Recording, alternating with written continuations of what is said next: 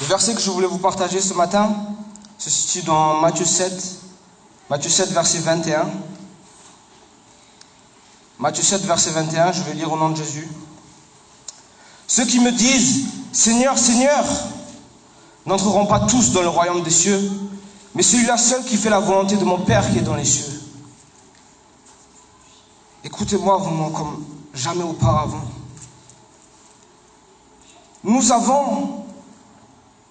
devons faire des sacrifices pour le royaume de Dieu. Ce n'est pas un pique-nique de l'école de dimanche, l'église de Jésus-Christ. C'est une guerre pour sauver des âmes, une guerre pour vaincre le péché, pour vaincre le diable. Aujourd'hui, nous tous ici, nous disons, je suis chrétien. Juste parce que on se dit, je ressemble à la plupart des gens qui sont dans mon église. Je ressemble aux gens qui sont dans la chorale. Je ressemble aux gens qui sont dans la STK. Je ressemble au pasteur. Je ressemble au piano. Je ne sais pas. Ce n'est pas à eux que vous devez vous comparer. La seule personne à qui vous devez vous comparer, c'est à Jésus. Dieu nous a dit, soyez parfaits comme Dieu est parfait. Nous, on dit qu'on est chrétien et pourtant on vit comme des païens tous les jours. Il est écrit dans la Bible, entrez par la porte étroite, car large est la porte et spacieux le chemin qui mène à la perdition. Mais étroite est la porte et serré le chemin qui mène à la vie. Et peu la trouvent. On ne peut pas dire qu'on est chrétien et on continue à marcher dans le chemin large, à vivre comme les païens, à faire toutes les choses comme le monde. On regarde les choses que Dieu haït. On regarde les choses que Dieu déteste. On écoute les musiques que Dieu déteste. On s'habille comme le monde d'une manière à se prostituer, d'une manière à être dans l'impudicité. Et après on dit, oh gloire à Dieu, la grâce de Dieu m'a sauvé, je suis chrétien et je vais à l'église tous les dimanches. Je me rappelle encore de l'histoire de ce jeune homme qui était musulman et qui s'était converti à Christ et qui se faisait traquer par sa famille et qui courait. Et quand il l'avait attrapé, il a dit juste, s'il vous plaît, ne me tuez pas, ne me tuez pas. Ne me tuez pas, s'il vous plaît, j'ai vraiment peur. Mais je ne peux pas renier Jésus. Et il est mort, tué par 5 balles dans un pain de sang. Et nous, on dit qu'on est chrétien parce qu'on porte un t-shirt chrétien. On dit qu'on est chrétien parce qu'on va à l'église le dimanche. Regardez dehors, il y a des gens qui meurent pour la parole de Dieu, juste pour dire qu'ils sont chrétiens. Et nous on dit qu'on est chrétien, alors que toute notre vie n'a rien de chrétien. La mission de l'église est d'avoir un impact dans ce monde. La mission de l'église est d'avoir un impact dans notre ville, dans notre pays. Nous devons nous battre pour sauver des gens. Nous devons nous battre pour le royaume de Dieu. La FPMA n'est pas un club de rencontres malgaches.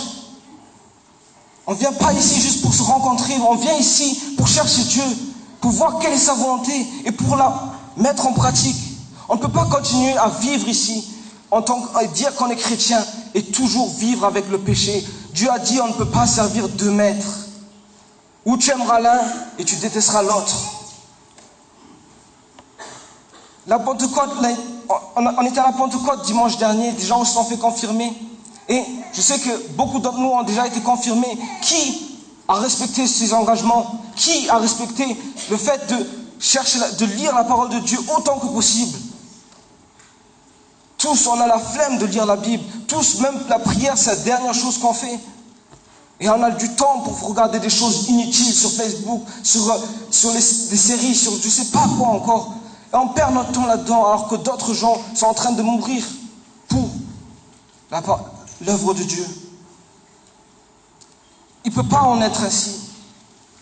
Si tu veux connaître la puissance de Dieu dans ta vie, il y a quelque chose qui doit partir. Si tu veux le connaître lui-même, il y a des séparations qui doivent avoir lieu. Tu sais toi-même les péchés qui sont encore dans ta vie, que tu n'as pas voulu quitter jusqu'à maintenant. Ne sors pas d'ici encore avec le même état d'esprit que tu es rentré. Peut-être tu es venu juste comme par habitude. Peut-être tu es venu juste et maintenant déjà tu penses à ton repas après. Mais maintenant pense déjà comment Dieu me voit. Comment Dieu me voit lui, pas comment les gens de l'église me voient. Je sais que ces choses ne me plaisent pas toujours. Ce n'est pas des choses qui font plaisir à entendre. Mais je ne peux pas cacher ces choses. Je ne peux pas vous cacher ces choses. Je ne veux pas qu'une seule personne ici périsse. Je ne veux pas qu'une seule personne ici marche dans le chemin dans l'enfer. Tous autant que vous êtes, tous autant que nous sommes vraiment, je veux tous que l'on soit avec Dieu dans son royaume.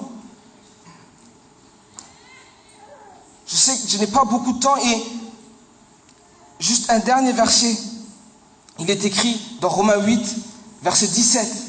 Or, si nous sommes enfants, nous sommes aussi héritiers, héritiers de Dieu et co-héritiers de Christ. Si toutefois nous souffrons avec lui, afin d'être glorifiés avec lui. Je ne crois pas en l'évangile qui dit que la vie chrétienne est un long fleuve tranquille. La vie chrétienne est une guerre où on aura à souffrir, où on aura des persécutions. Et c'est évident qu'on aura ces choses-là. Et on ne peut pas continuer à être dans cette mollesse, à croire en une fausse grâce. La grâce n'est pas une banane qu'on vous jette dessus. La grâce n'est pas une vulgaire douche sur laquelle on appuie pour être sauvé. La grâce, c'est quelque chose qu'on vient saisir et qui transforme notre vie. C'est quelque chose qui transforme notre vie entièrement. Et tu passes des ténèbres à la lumière. Tu n'es plus le même qu'avant. Toutes les choses de ce monde que Dieu déteste, tu les détestes aussi. Tu aimes ce que Dieu aime et tu détestes ce que Dieu déteste.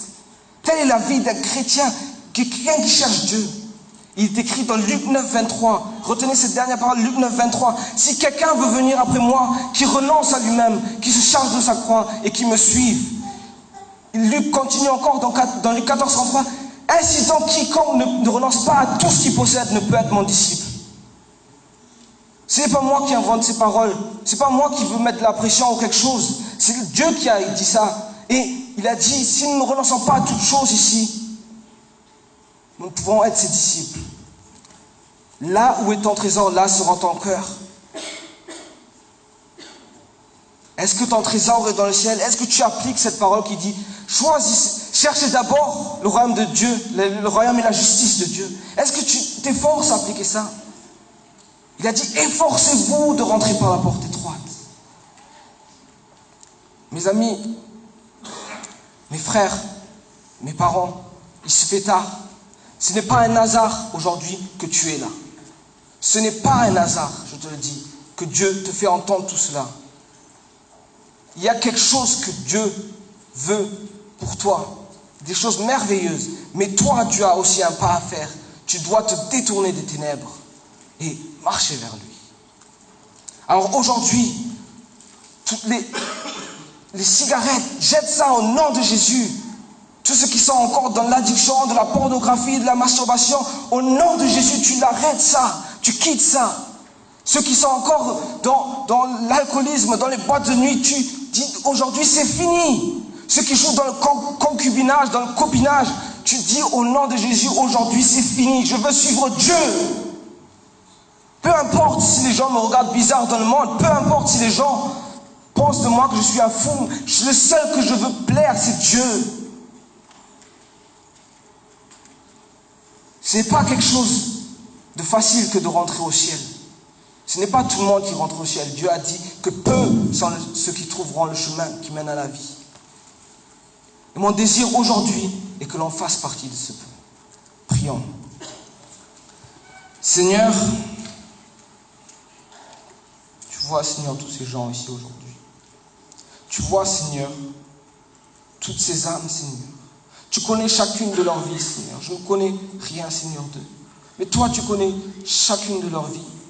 Chacun de ces jeunes, chacun de ces parents, chacun de ces Raymanjin. Nous tous, Seigneur, qui sommes ici, qui nous donnons des titres, que l'on soit dans des sambana, que l'on soit des diacres, des pianges. Je ne sais pas, Seigneur, quels sont les titres qu'on a ici, Seigneur. Mais tu connais la réalité de notre vie, Seigneur. Tu sais comment nous sommes chez nous. Tu sais comment nous sommes dans l'intimité, Seigneur, avec toi. Seigneur, s'il te plaît, Seigneur, sauve, Seigneur, ces gens. Sauve-nous, Seigneur. Sauve-nous, Seigneur, de ce monde qui veulent nous détruire, Seigneur. Des œuvres du monde qui veulent rentrer dans l'Église, Seigneur. Et fais que ce soit nous qui puissions avoir un impact dans ce monde. Fais que ce soit nous, Seigneur, qui pouvons être un modèle pour les gens. Que les gens, quand ils nous voient, Seigneur, peuvent vraiment lire ta parole en nous, Seigneur. Que l'on puisse être vraiment la seule Bible, même si on est la seule Bible, Seigneur, qu'ils n'aient jamais vue, Seigneur, qui puisse vraiment être touchée par notre vie, Seigneur.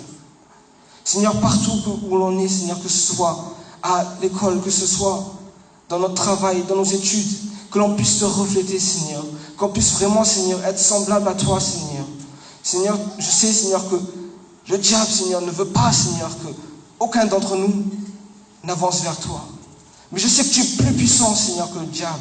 Que tu peux libérer les gens des chaînes du péché. Libérer les gens des chaînes de ce monde, de l'amour de ce monde. Seigneur, c'est toi qui as dit que l'on ne doit pas être ami de ce monde, parce que celui qui se fait ami de ce monde se fait ennemi de Dieu.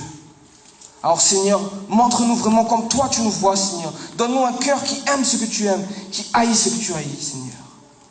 Chasse le diable, Seigneur, de cette maison, Seigneur. Que l'on puisse vraiment vivre, Seigneur, selon ta parole, Seigneur. Pas selon une vaine doctrine, Seigneur, qui cherche la prospérité ici. Pas selon une vaine doctrine qui cherche la joie ici sur terre, Seigneur. Mais, Seigneur, vraiment que l'on puisse t'honorer et te glorifier dans le moindre détail de notre vie, Seigneur. Seigneur, tu connais nos cœurs, Seigneur, tu connais nos vies, tu sais ce qu'on va faire même juste en sortant d'ici. Fais qu'au moins, Seigneur, une personne puisse être touchée, Seigneur, par ces paroles, et que le reste de ce culte, Seigneur, puisse être vraiment conduit par ton Saint-Esprit, Seigneur, que tu puisses parler à travers ton serviteur, Seigneur, et que tu puisses toucher des cœurs et changer des cœurs, Seigneur, changer des vies aujourd'hui, Seigneur, que personne ne ressorte d'ici, Seigneur, avec rien, Seigneur, de reçu. Seigneur, nous remettons vraiment entre tes mains, Seigneur, toute notre vie, et que seule ta volonté s'accomplisse, Seigneur. En ton nom saint, Seigneur, nous faisons cette prière. Amen.